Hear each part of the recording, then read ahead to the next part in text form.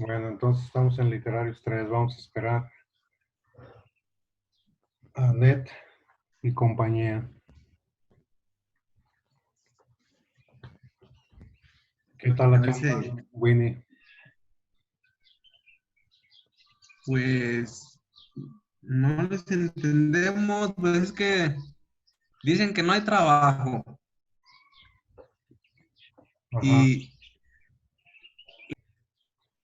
vamos a empezar. y En lo que llegan empezamos. Primero lo del teatro.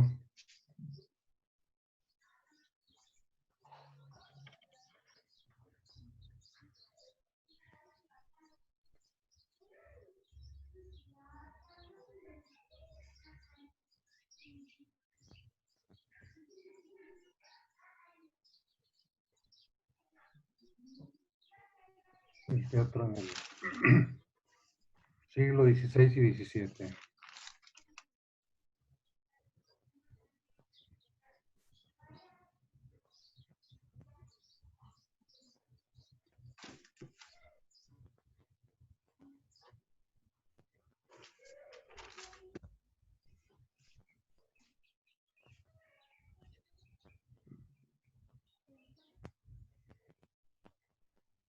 Adelante.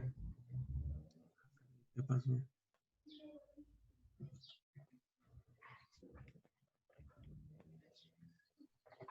Ah, no sé, ¿Cómo? no, se quedó así como detenida la imagen. ¿Pero sí me escuchas?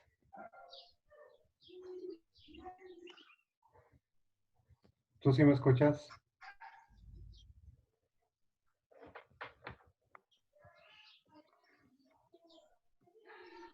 Se escucha así pausado. ¿Todavía o ya no?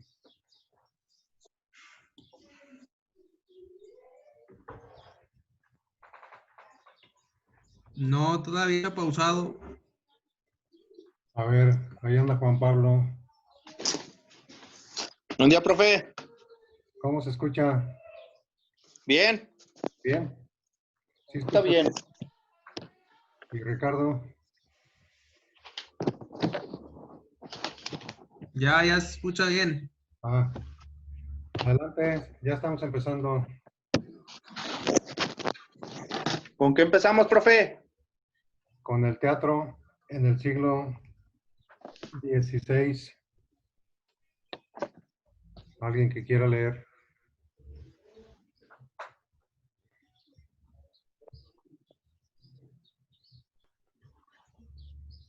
¿Nadie? Ahí voy. Vamos a dejar una net.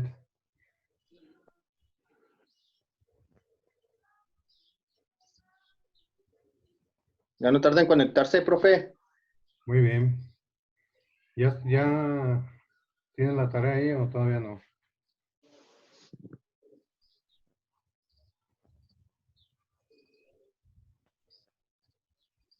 ¿Sí se escucha? Sí. Muy bien. Adelante. De lo que yo encontré del teatro en el siglo XVI, Sí,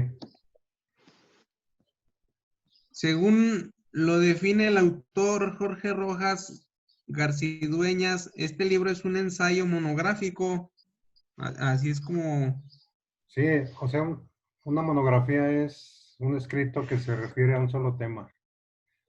sí, un trabajo de investigación en el que los datos encontrados y los documentos inéditos o simplemente raros han sido coordinados con otras ya que conocidos hasta todo formar un todo organizado, de manera que enfocando siempre el objeto desde el punto de vista histórico, pudiese lograrse una visión general de lo que fue el teatro durante el siglo XVI en el Virreinato de Nueva España. Sí, muy bien. Nueva Yo, España. yo encontré otra parte.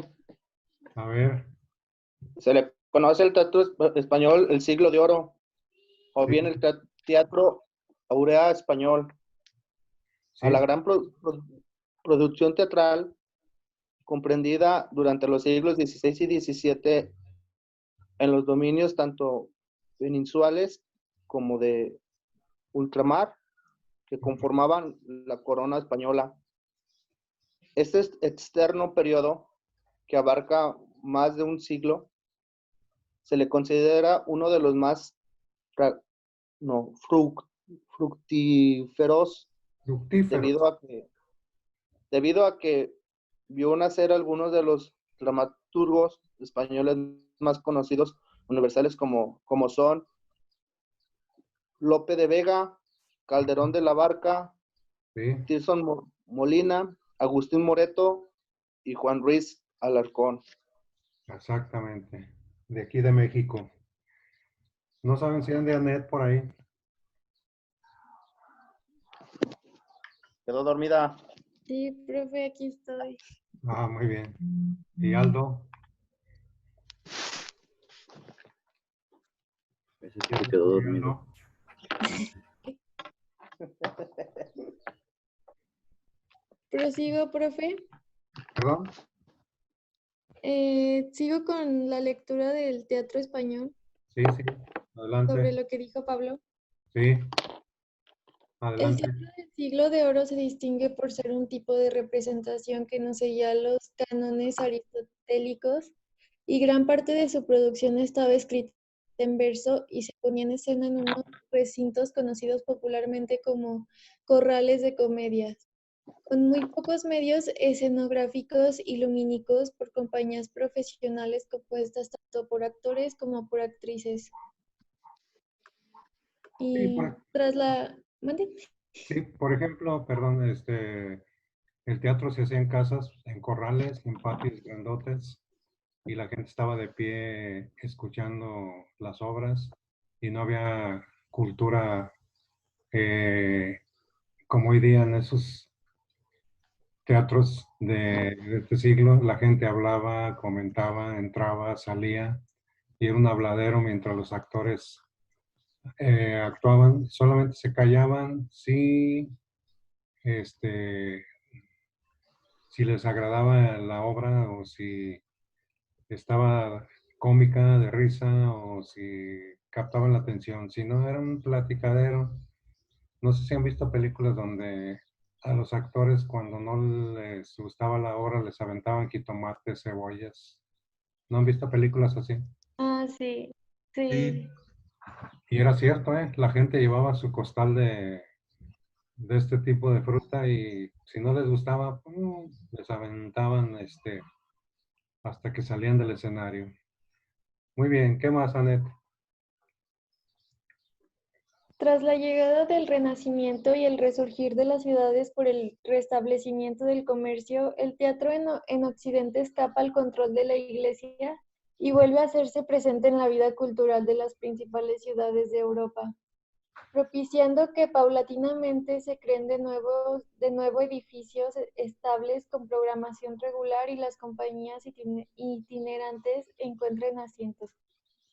Sin embargo, existe una sociedad muy diferente a aquella anterior al medievo, por lo que a nivel estético dos posiciones contrapuestas se perfilan. Por un lado, los partidarios de la imitación servil de los clásicos grecolatinos y de la interpretación horaciana de las doctrinas aristotélicas, y por otro lado, los autores que reclamaban una mayor libertad para el creador y que intentan incorporar los materiales dramáticos, que son leyendas y tradiciones susceptibles de ser representadas, forjados durante la Edad Media.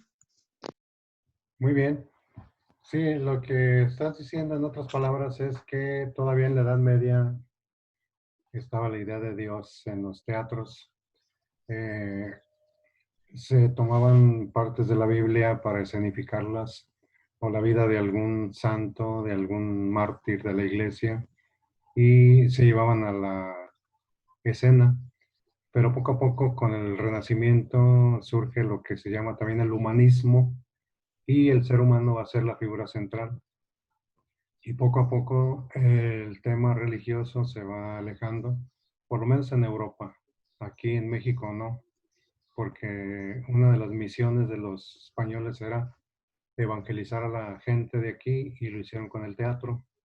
Entonces en España ya empiezan a aparecer comedias de amor, de desenredos, de conflictos y el elemento religioso ya queda fuera, como la Celestina, Fuente Ovejuna, que tratan problemas amorosos y sociales. Muy bien, ¿quién sigue? Estamos poniendo puntitos. ¿No saben si Aldo quiere leer algo?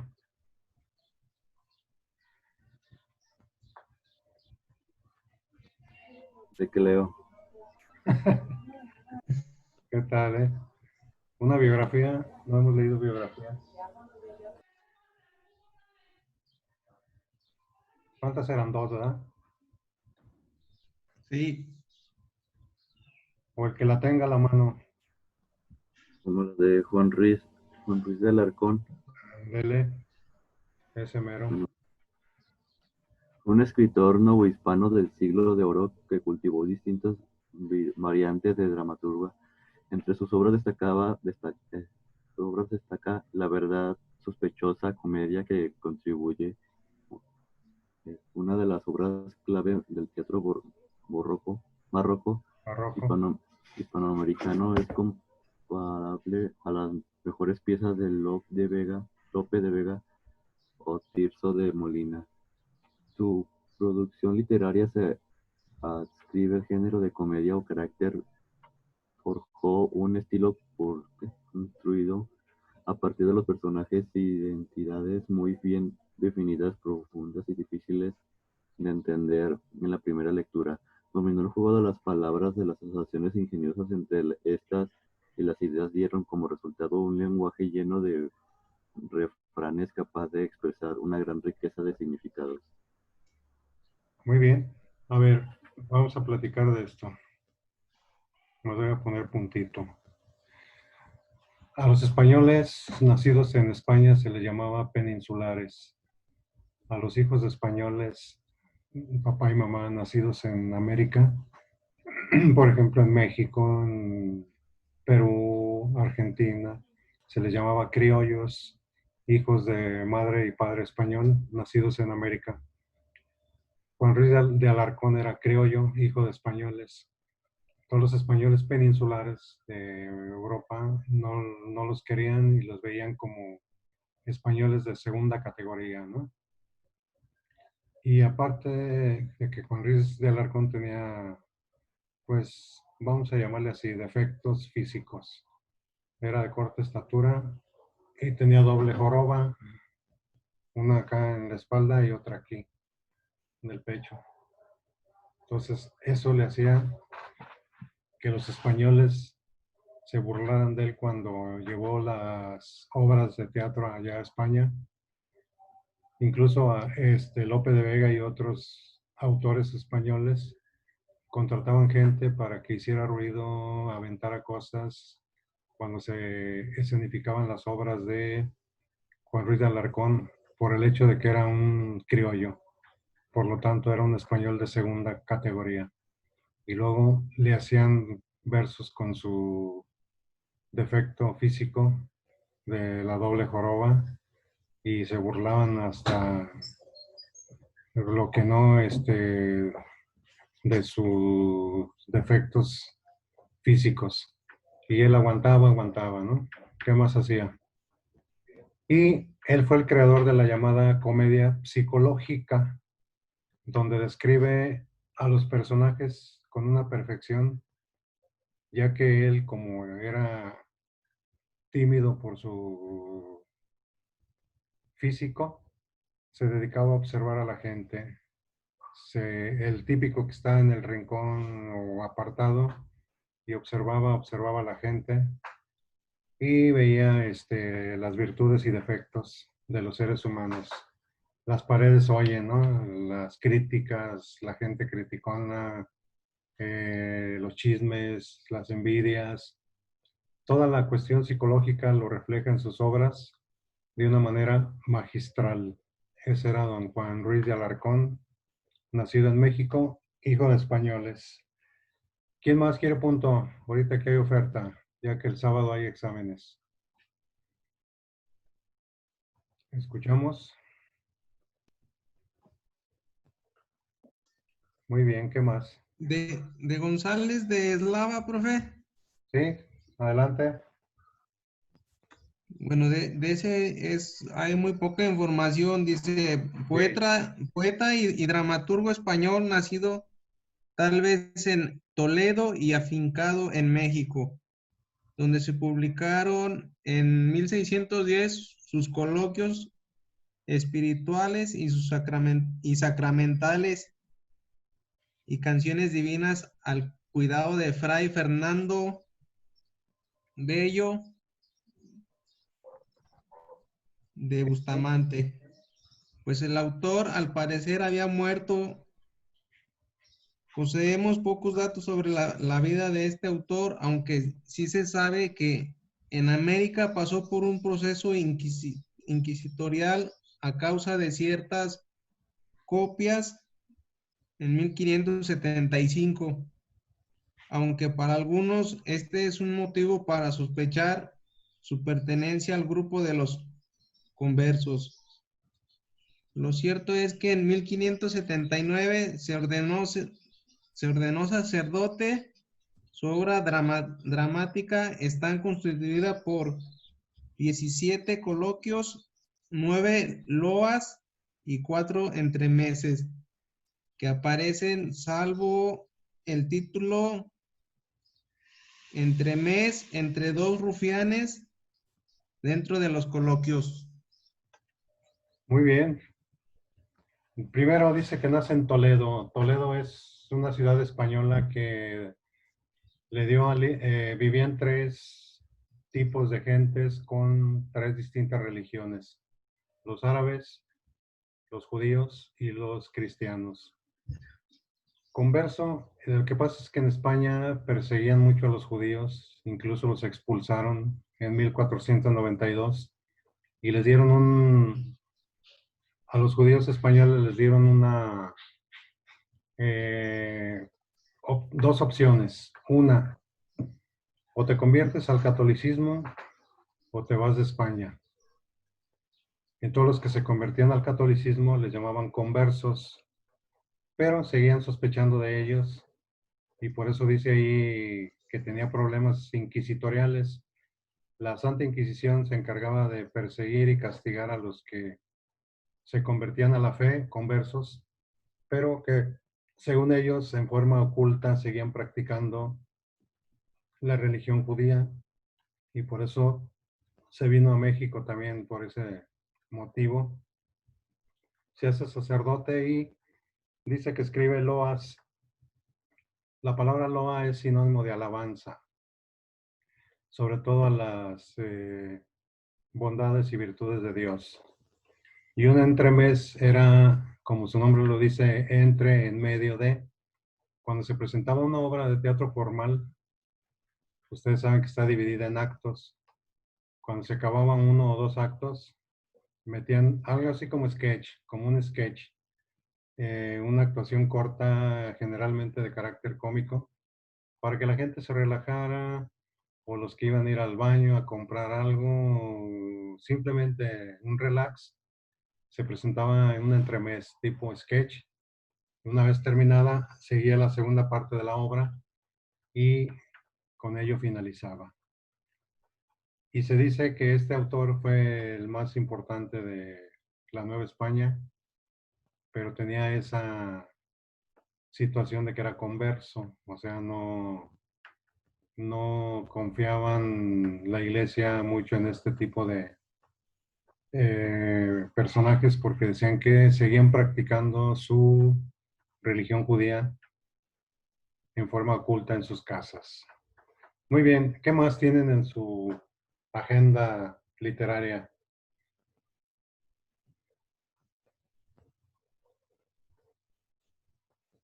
Nada. Anet, ahí estás. Sí, Fernán González de Eslava, yo tampoco encontré mucha No, hay muy información, poca. pero bueno, dice que en 1575 la Inquisición le inició un proceso en América por el contenido de algunas coplas y fue ordenado sacerdote en 1579. Escribió 16 coloquios, 9 loas y 4 entremeses. Tras su muerte, en 1610 fueron publicadas en México por Fray Fernán Bello de Bustamante y un conjunto de coloquios espirituales y canciones divinas obras de Fernán, y bajo el título de Coloquios espirituales y sacramentales y poesías sagradas. Sí, era muy común el tipo de autos sacramentales. Un auto sacramental era una obra de teatro con contenido totalmente religioso. Por ejemplo, la aparición ¿cómo se llama? No, el nacimiento de Cristo, por ejemplo, la defensa de los ángeles hacia los hombres, la vida de un mártir de la iglesia que fue asesinado por practicar el cristianismo, cosas así.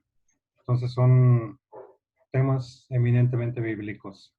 Y cuando llegan los españoles a México, siguen con ello, con la idea de evangelizar a los indígenas, y se crean las pastorelas, las posadas, desde hace ya más de 500 años.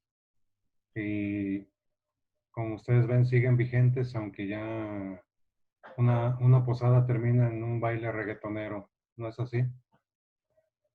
¿O no? ¿Sí o no, Juan Pablo? Si es que no hay campal, ¿verdad? O quemándole el, Ande, o quemándole el pelo a la chiquilla de adelante, ¿no? Con la velita. ¿Nunca quemaron cabello ustedes? ¿No? No. era típico. Claro. Y Annette nunca sufrió eso.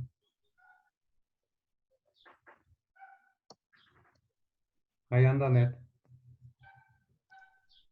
Sí, profe. Ok. Muy bien. Entonces, terminamos ese tema. Pónganle ahí ya para terminar. Examen el próximo sábado. Dos cosas. Van a investigar la literatura humanista en Hispanoamérica, concretamente en México. Literatura humanista en México, mejor. Literatura humanista en México.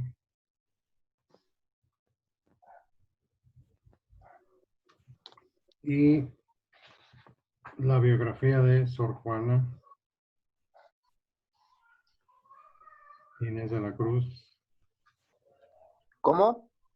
Biografía de Sor Juana Inés de la Cruz.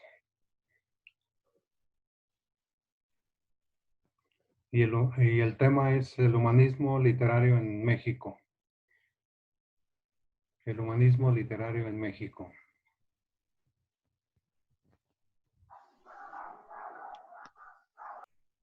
A ver, van a investigar lo más que puedan porque con lo que aporten. No se escucha, profe. Profe, ¿qué dijo al final? ¿No se escucha?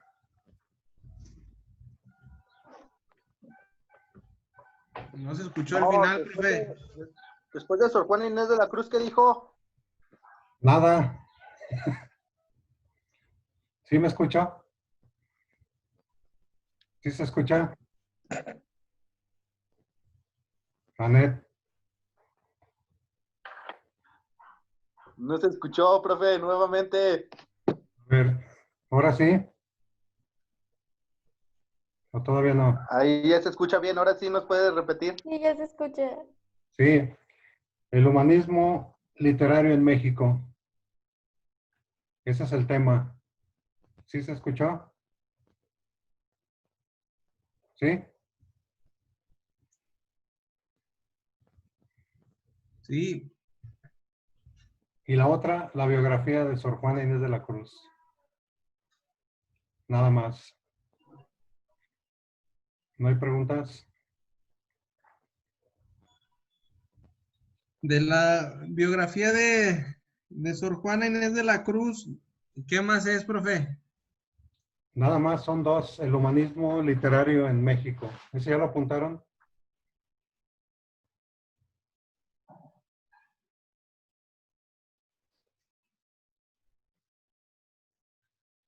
Anet, ¿no se escucha?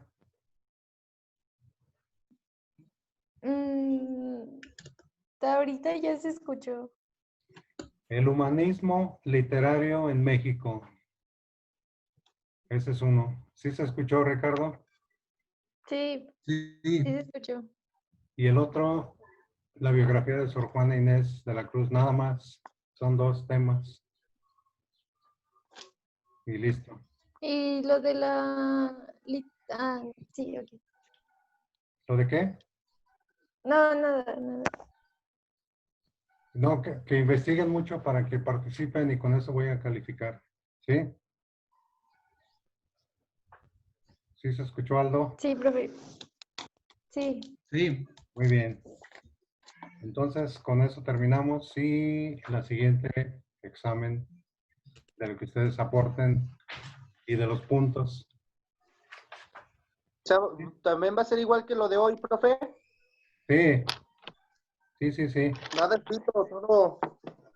¿Mande? ¿Hay que escribirlo en algo o nada más hay que presentarlo así igual? No, no, haces tus apuntes y aquí estamos leyendo y vas comentando. Órale. Muy bien. Entonces, nos vemos. Y gracias, profe. Adiós, profe, gracias. Nos vemos.